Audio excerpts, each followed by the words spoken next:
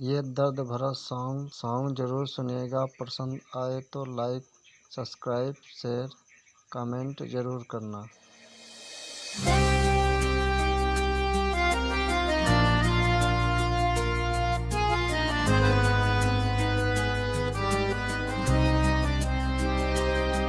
दिलवा रोए चुपके चुपके, कैसन ई जिंदगी बन गइल।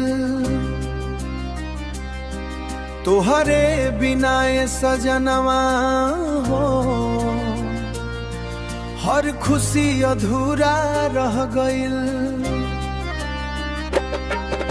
तू वादा कइलू साथ निभई, जन्म जन्म तक हाथ धरी।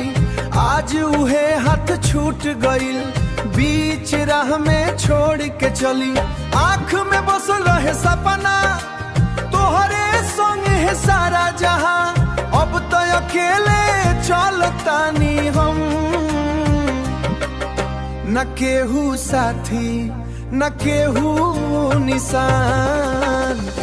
टूटल भरोसा के कहानी, काहे लिखलू किस्मत में। हम तो दिल से चाहनी तोहरा, तू खेले गइलू मोहब्बत में। माई पूछे काहे उदास बाड़ू, का बताई हम हाल अपना। झूठ हंसी ओठ पे सजवनी, भीतर से रोवे हर सपना। रात अंधेरा लागे दुश्मन, नींदो अब न आवे हो। तोहरे याद में हर पल दिलवा बस तड़पे हो। अगर मिल जाइबू कबहू राह में, नजरिया ना मिलइब हम। टूटल दिल के टुकड़ा समेट के चुपचाप निकल जाइब हम।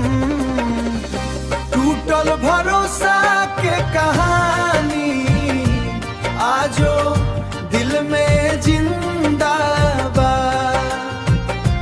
तू भूला दिहलू हमके, चाहे हमारा खातिर तू ही खुदा बा। हमरा खातिर तू ही खुदा बा। रोए चुपके चुपके।